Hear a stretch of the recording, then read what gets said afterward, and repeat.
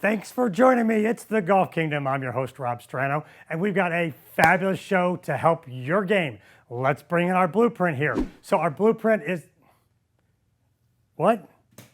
Where'd the blueprint go? Bring in the blueprint. We have no, what? Grab the yellow rope. Oh, so grab the yellow rope, hang on. So let's bring in the blueprint here. Okay, so obviously we're having some issues with the blueprint. Let me get the blueprint all the way in.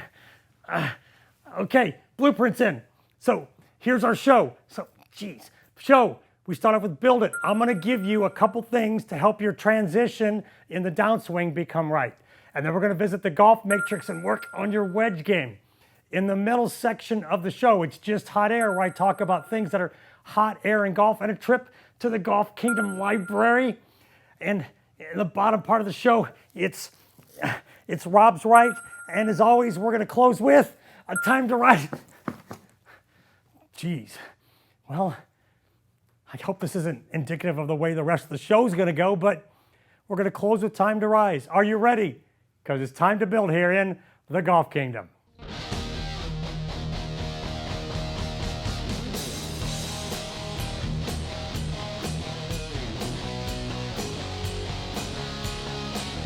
Well, it's your golf game, and it's time to build it and make it better. And one of the biggest questions I get from players is, at the start of the downswing, I am over the top, or I take the club and steepen it.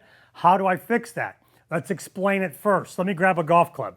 What I see a lot of players do is they get to the top of their swing and they come down, and when they come down, the club steepens this way. So the club will go that way as it starts down. This is where bad players get in trouble. They steepen it, slice across it, and hit those big curvers to the right. We don't want that. We want the club to shallow a little as it comes down, where the head looks like it goes backwards, and that's the tricky move. And I'm the tricky guy to help you fix it. And I'm losing equipment here. I'm losing my hammer, but it's a good thing because we're gonna need that next. So sometimes you can't get to the golf course. Sometimes you gotta practice at home. This is where a mallet or a hammer comes in handy. What I want you to do is get in the mirror first and look at it and swing back and make sure your mallet and hammer looks like that at the top of your backswing, where this end is pointed behind you. So as you're swinging back, the mallet's pointed behind you, this wrist is nice and flat. Now the feeling you want from here is you're gonna tap somebody on the head with your hands, not your arms. We're not trying to get up here and do this and hit a little short person here. We're trying to tap someone your height right on the head like that. So the imaginary thing is, I got a smiley face here. So as I go to the top of my backswing, when I start down, I want to feel like that head is up here and I'm just tapping it on the head like that. The mallet, the hammer, they're heavy. It'll help you train it. And if you don't like a smiley face, well, heck, let's put a stormtrooper on there. No one likes these guys. You feel like you're gonna tap that stormtrooper right on the head with your hands. Boom. Let me give you a bigger look at it here. Let's go to a croquet mallet, let's say. So same thing, I go to the top of my backswing. This is pointed down behind me, just like someone's standing there. And I want to feel like my hands simply do that action, that little tapping action. So I'm here, boom. I'm tapping somebody on the head. I'm not dropping my hands and arms down here. The other key thing to doing this is there's a little weight shift forward. So I go back, I tap and shift, tap and shift. If you can combine those two, you're on your way to getting your downswing right and building a better downswing. That looks like this when you have a club. I have a club in my hand. I go to the top and my move down is that little move with my hands where the club shallows as I shift forward. And then from here, I turn and slam the club into the ball. Do this at home. Do this when you're practicing. Do it anytime you can, with and without a club, and you'll be on your way to building a better impact and downswing.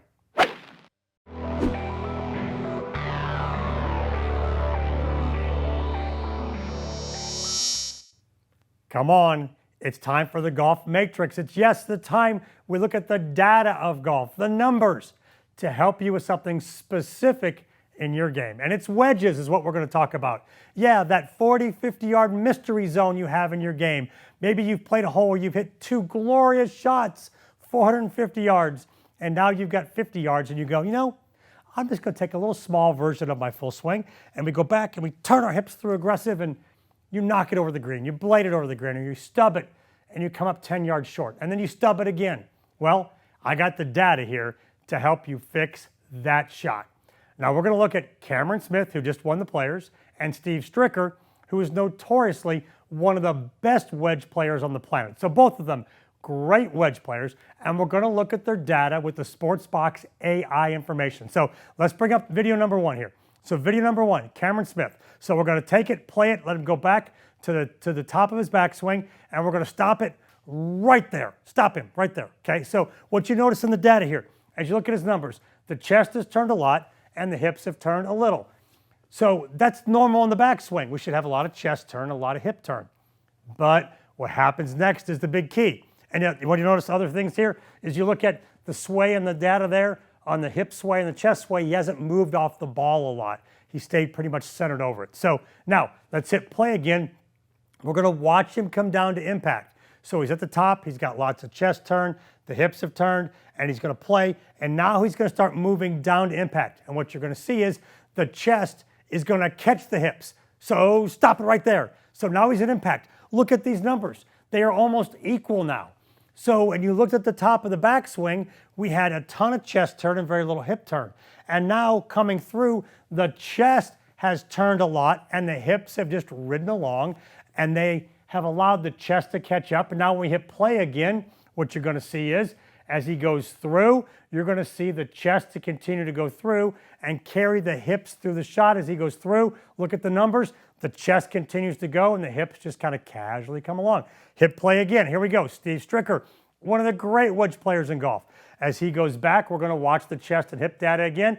Stop it right there. Top of the backswing. Look, once again, lots of chest turn, very little hip turn, very stationary over the ball. Those sway numbers, he hasn't gone very far. Now, hit it again. Here he comes down to impact. He's going to come down. As he starts down, you're going to see once again, the chest is going to start catching up to the hips. Here he comes again. He comes down to impact. Once again, boom, right there. He gets to impact. Look, once again, the chest is catching the hips. We're at 11 and 5. And now as he moves through, you're going to see the chest finish the shot as he comes through it. And he's going to get to a finish where the chest has overtaken the hips. Practice this. Get to the top of your backswing. Roll the chest through the hit and not the hips, driving hard. And you'll hit cleaner, better pitch shots. I'm going to do it. You ready? It's the KISS segment. Keep it simple, Strano. Yes, something real simple to help your game. And one thing I keep battling with certain players about is gripping the club with their hands and how they do it. Now, what's interesting is I played in an event for the Southern Mississippi golf team a month or so ago at Hattiesburg Country Club, and I looked in the clubhouse and they had these pictures. Check these pictures out.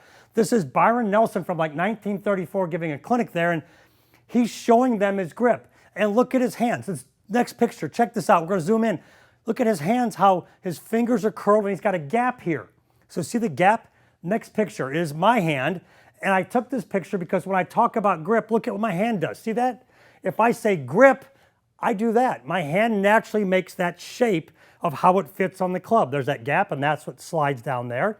So interesting thing to practice is understanding how your hands shape to grip a club. You don't grip a club by keeping your fingers straight and do this and grip it. And you don't do it by gripping, watch my hand doing that and gripping it. Watch the change in my fingers here. They get short and curly like that. And then that one separates and there's my grip. So practice when you're watching TV. Practice getting your fingers to look like this. Separate that one right there. So you got that there and there's your grip right there. So you've got to get these hand shapes right. It's a simple thing, but you know what? The hands are on the club, they hold onto the grip, and they control the club base. You've got to get this right, this hand shape thing, just like in the pictures. You got to be able to do it. It's what all good players do. Now, stay tuned. We got some more great stuff coming up in the Golf Kingdom, including a trip to the Golf Kingdom Library faster than one swing and one putt.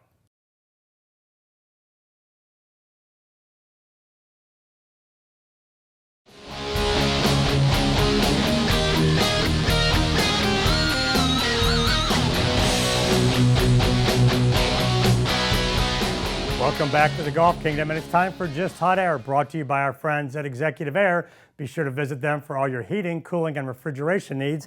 And you've been told in golf, keep your eye on the ball. My question is, which eye are you keeping it on? Which eye is keeping on the ball? Keep your eye on the ball. Don't look up. Keep your eyes down. All those things with your eyes. And you know what? That's just hot air. When your buddies say that to you, just kind of look at them and go, I don't think so. So I've got a simple drill for you here. We're all going to do it at home, and I'm going to ask you a question, and we're going to do it, and an image is going to come up on the screen, boom, and you're going to do this. Ready? Here comes the image. Now, I want you to look at the golf ball. So look at it. Look at the ball. Okay, now come back to me. So my question is, when you looked at the ball here, where did you look? Most of the time you look right at the top of the ball and you hit the top of the ball. That's the keep the eye on the ball thing. I'm going to keep my eye on the ball, and you look at the top of it and you hit it. That's not what players do. We don't look at the dimple. You're told, hey, look at a specific dimple. No, because then you hit the dimple. And you can't see the dimples down and behind the ball and under the ball where you're trying to get the club in there to get it under the ball first, take a divot after the ball and get it spinning and up in the air. Here's where players look. So remember, you just did the thing, look at the ball, and y'all looked right there. Here's where I look. Watch, we got a little arrow going to come in here. So the arrow's going to move around, and it's moving, and right there. See, there's the arrow right there, and that's where I look. I look not at the back of the ball. I look at a spot right behind the ball right here. And I don't even notice there's a ball there. The ball just happens to get in the way of where the club is going as I'm hitting the shot I want to hit. What I want you to do, get rid of the hot air thought of look at the top of the ball, look at the ball, keep your eye on the ball. I want you to look at a spot back here, focus on hitting a solid shot, and make a good swing. And hopefully that'll help you get rid of the tops. This has been another segment of It's Just Hot Air, brought to you by our friends at Executive Air. Be sure you visit them for all your heating, cooling, and refrigeration needs. Well, it's our Bayview Invest in Your Game segment, brought to you by our Callaway equipment sponsor. We're going to talk about the difference between a cavity back iron and a blade iron. And I actually carry both clubs in my bag. My short irons, my 8-iron, my 9-iron on down, are blades, and then I graduate to cavity back as I get into my longer clubs. I'm going to explain why and explain the difference in these sticks. So with the blade iron, okay, I've got the Callaway blade here. This is not a perimeter weighted, not a cavity back club. So this is a scoring club. So short irons are called scoring clubs. All the clubs have different names as well as different numbers. But you've got your wedges, which is its own set. You've got your scoring clubs or short irons, your middle irons, your long irons. So in my longer irons, they're a little harder to hit. These clubs, I want to hit straight, I want to control them, and I want to hit them right in the middle every time. So I'm really concerned with accuracy and not forgiveness with these. So I've got these solid cast clubs right here in my short irons. Now, let's talk about the cavity back club. So cavity back club or perimeter weighted, all the weights around the perimeter to balance the face. So a mishit won't mess the face up too much. Those short irons, I better be good at hitting them square. I'm not worried about forgiveness, like I said. I'm worried about getting it close to the hole and hitting it solid every time. These are long clubs. The dispersion pattern gets big. I want the most control I can get out of these. So got a low center of gravity. So we got a weight here, lowers the center of gravity, helps the ball get up in the air. The perimeter weighting in this club gives me forgiveness in it. So Callaway's got a great club they've made here that allows me to have accuracy and forgiveness. So very important you understand the difference between those irons when you're going and getting your Callaway fitting. This has been Invest in Your Game, brought to you by Bayview. They're there to help you invest your money, and Callaway's there to help you invest in great clubs to help your game. It's the Golf Kingdom Library, and we have a cool new book.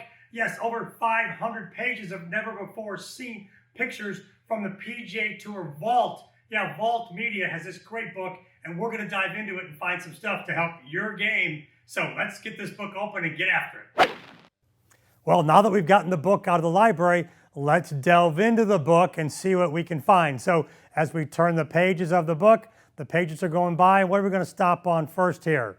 We are stopping on a little bunker play. Yeah, look at this bunker play picture. We got it up behind me here now. Look at that big splash of sand.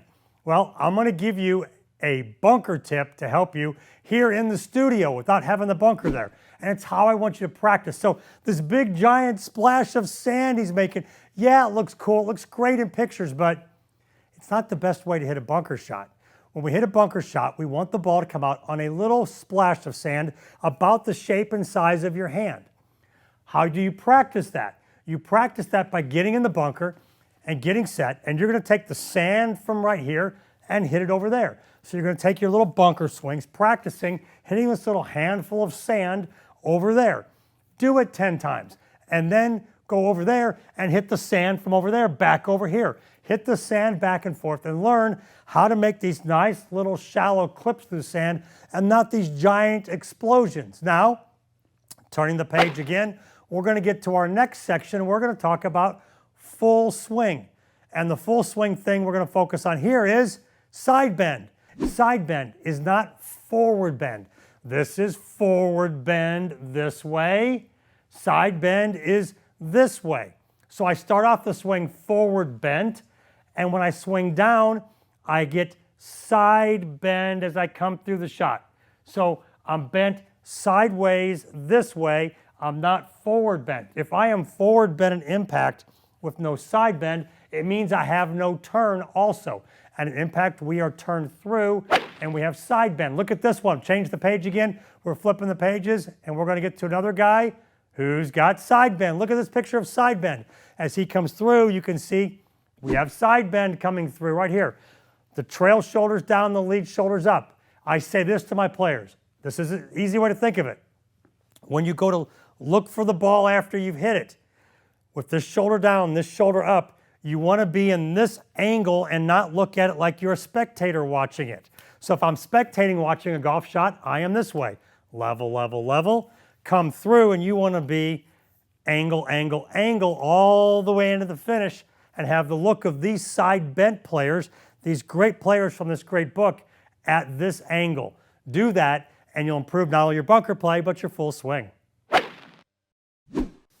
Well, this segment is, I don't know what we're doing. I don't know. That's what this segment is. It's I don't know. And here's what I did. I conducted a poll of the members at the course where my academy is, Kelly Plantation in Destin, Florida. Look at this graphic. So this is the practice area. We've got a red flag, a green flag, a blue flag, a white flag, a yellow flag. And this is the center of the practice area. And I asked them, I said, how far are these flags when you go practice? Because these guys, I asked the ones that are there all the time practicing, because I wanted to see, do they know how far the flags are, or do they walk out there and swing at these flags and wondering why the ball's not getting there because they're hitting the wrong club? Because I've lasered them. I know what they all are. Here's what's really interesting. So this flag right here, the red flag, is really close, okay? So you'd think, man, they give you an accurate number. I got numbers varying from 40 yards here in just the short flag. They were 40-yard differentials. This one, the green flag, which is another 30 yards past the red, I got the same 40-yard differential. Out here at the yellow flag, which is out there at 265 from that spot, I got variations that were 80 yards. I mean, all over the place. So here's my question. When you go practice, are you, I don't know how far that is. I don't know how, don't be, I don't know. We got lasers now. If you don't have one, when you see someone with them, ask them, hey, will you laser that green flag? Know what it is. You've got to know how far you hit your clubs. You can't guess. And you don't want to be practicing hitting shots at this target and dumping them in the front bunkers thinking you've got the right club and you've got the wrong club to that flag. So don't be the, I don't know guy out there. Figure it out, get it right, and go have great practice sessions.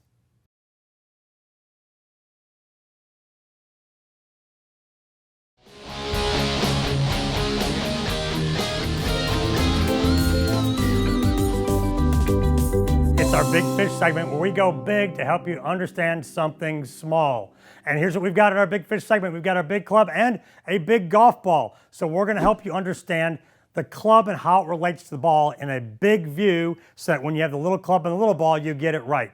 Two key things. One is compression. I've had a lot of players come to me lately and say they want compression at impact. They want to compress the ball against the face. Well, here's what you have to have compression. Two things. You have to hit it solid. It has to be in the middle of the face. You can't hit it in the toe. You can't hit it in the heel. You can't hit it there because that's the shank. We got to hit it in the middle of the face. The other thing you have to have compression is speed.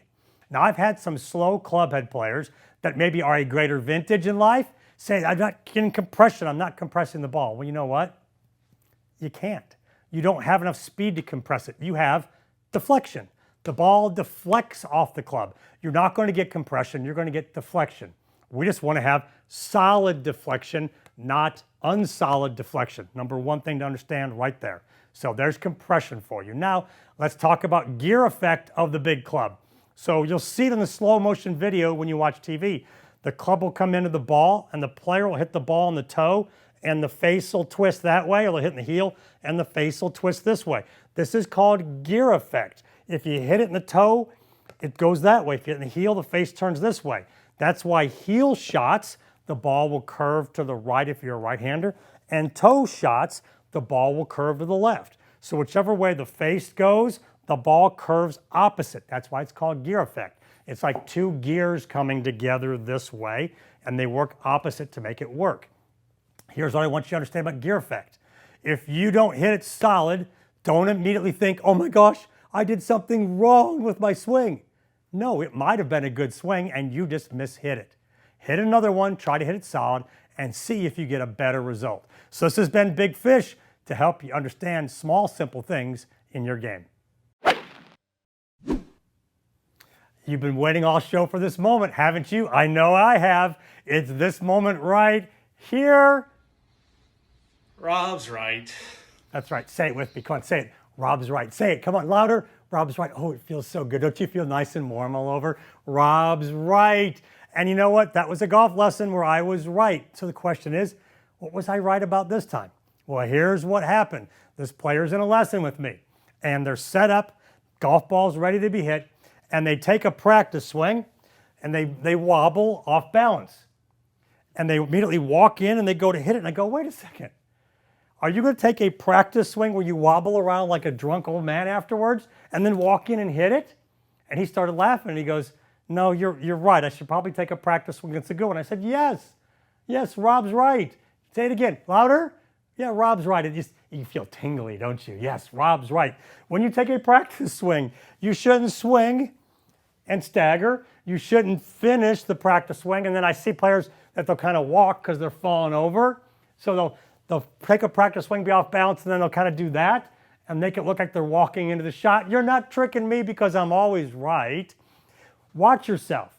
Don't take a practice swing and then walk into the ball and trip and then try to go ahead and hit it. You want to be smooth. So practice swings, they're smooth. Take a smooth practice swing, pose it, always feeling solid contact. Then get behind it, get your line, walk in, and get set and hit a good shot. So Rob's right, and what am I right about? Don't take drunk practice swings and then try to hit a golf ball afterwards. It is that time. Yeah, time to rise. And I've got some cool friends that are going to help me with time to rise. And they're going to come back at the end of the show. And it's these guys. It's the Christian music group For Him. Yeah, Marty, Mark, Andy, Kirk. They're buddies, and I attend an event every year they do for the National Christian Athletic Association where they do a reunion concert. I just got back from that. And they sing this song. The lyrics say, I won't bend and I won't break. I won't water down my faith. I won't compromise in a world of desperation. What has been I cannot change, but for tomorrow and today, I must be a light for future generations. That's golf and life. Look, I won't bend and I won't break. It's golf. I got to keep fighting. What has been I cannot change. The hole's over. I got to play a new hole. That's all golf stuff. I must be a light for future generations. Golf is a game of generations. You play with your dad, your grandpa, your son. Your behavior on the course is what they're going to model. Your behavior at home is what they're going to model. Be a light on the course, off the course for everybody, whether they're family, friends, or just people you know at work. And you will be a light for future generations. And don't bend and don't break on the golf course. The Golf Kingdom, it goes by like this. It's Strano's time already. Let's bring it in. In the Matrix session, I talked about chest hits these wedge shots, not the hips, and we use tour player data to back that up. Then in the I don't know section, I reminded you, know your yardages on your practice area so you're picking the right club to hit at those yardage and you'll have a better practice. Now, more from me, download the Alexa skill and you get a free tip from me, your host, Rob Strano, every day. Also download the Golf Kingdom app and you'll get all kinds of cool stuff. A daily feed, all the shows are there, all the tips are there to help your game. And as always, we're out there everywhere on social media. Now, thanks again for watching, and a little bonus, here's more from the guys from For Him.